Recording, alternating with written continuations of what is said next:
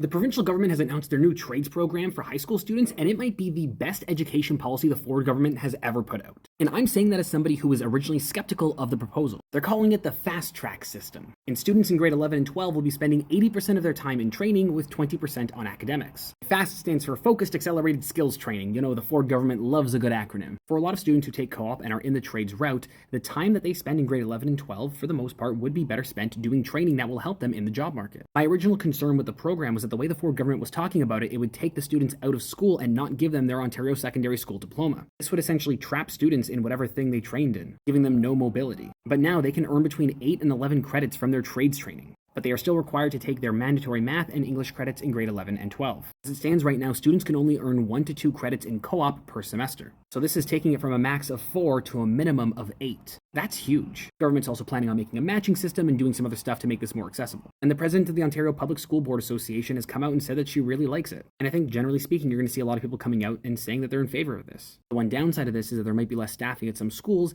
As students enter the trades programs, there's going to be less teachers that are needed, both in the trade classes and in other classes that these teachers might teach. Although ultimately, I doubt that a program like this is really going to affect the staffing numbers at schools that much. Maybe one teacher at a high school max. I think this is a good idea. It allows kids to get the training that they need to get the jobs that they want, and it makes sure that they get their secondary diploma so they can still graduate from high school. This is a win-win-win for education and jobs training in Ontario, which is very, very uncommon for the Ford government. I always give credit where credit's due, and this seems like a good idea.